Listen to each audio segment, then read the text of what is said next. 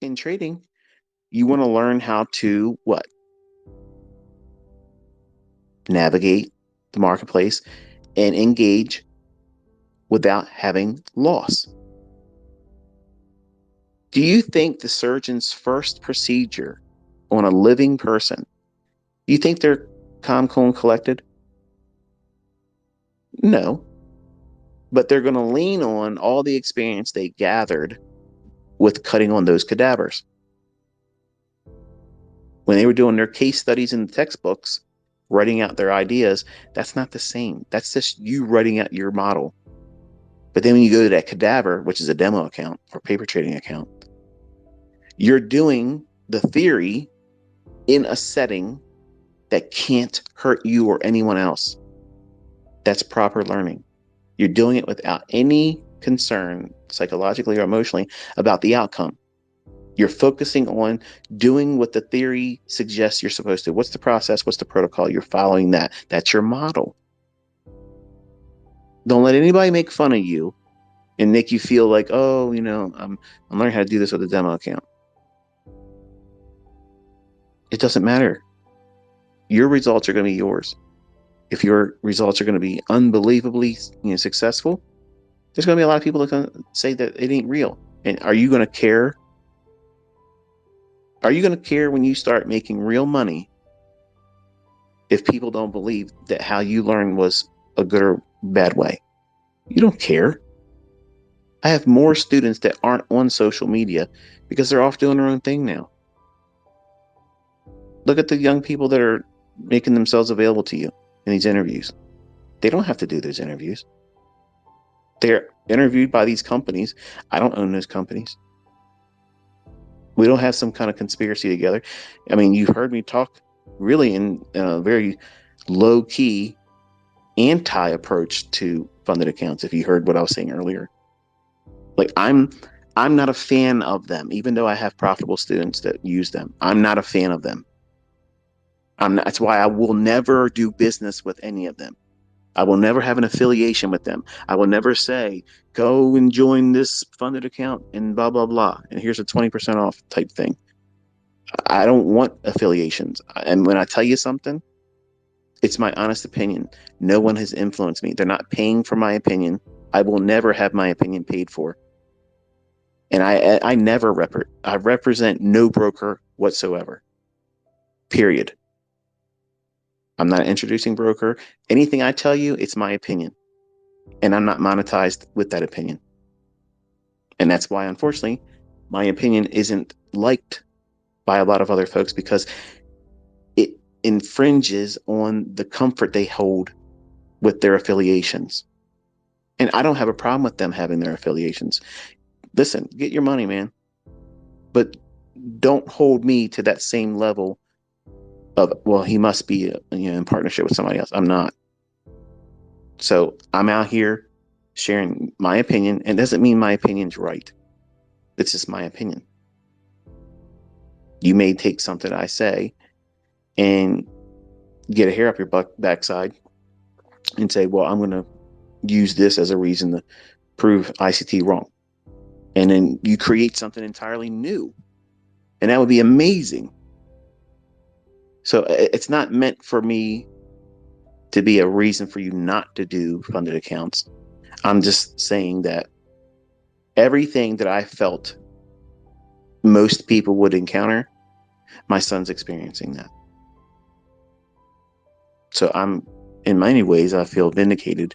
And the only way I think he and anyone else will do well doing it is by never really over leveraging, never really doing that. Trade with a very small number of contracts, even if they give you the freedom to do more. Because you're really not trading with $150,000. You're trading $3,000. And $3,000 is undercapitalized, grossly undercapitalized. And anyone that says other than that is full of grade A cow patties. It's just the way it is, folks. Drawdown is a real part of trading. And when you burn your funded account and you burn your funded accounts, you'll feel like, well, I'm going to go back in and I'm going to be a little bit more selective, but I'm not going to change anything I've done. If over leveraging is part of it, you're going to fail. Just give it enough time, you're going to fail. If you listen to my students and other people that do this, they build up these, well, they have like a deck of cards at their disposal, multiple funded accounts, multiple ones, because it allows them to have a card to play when one's roasted. When it's burned, they can't use that one anymore. They have something else they can lean on. How about just have one account? Don't over leverage it. Don't demand more than it's going to pay out. Make enough money to go with a company like AMP, where it offers you real trading, very, very low margins. My son had experience with that company, and hey, it is what it is. No broker's perfect.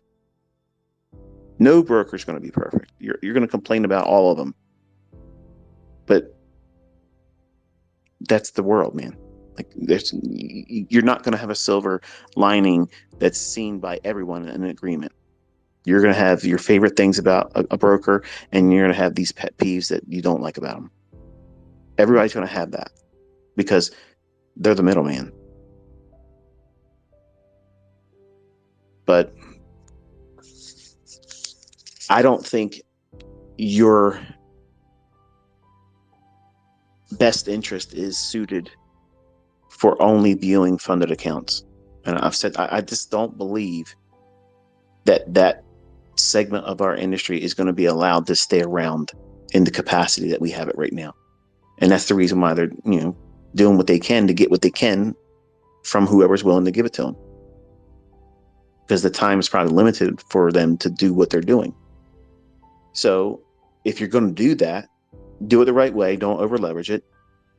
Make what you need to cover the costs and build up enough money to go with a real broker that allows you to trade with real funds in a real account, that allows you to have more drawdown, like in the real world, greater than $3,000. Because $3,000 is nothing, literally nothing. I spent $3,000 this morning just shopping for things that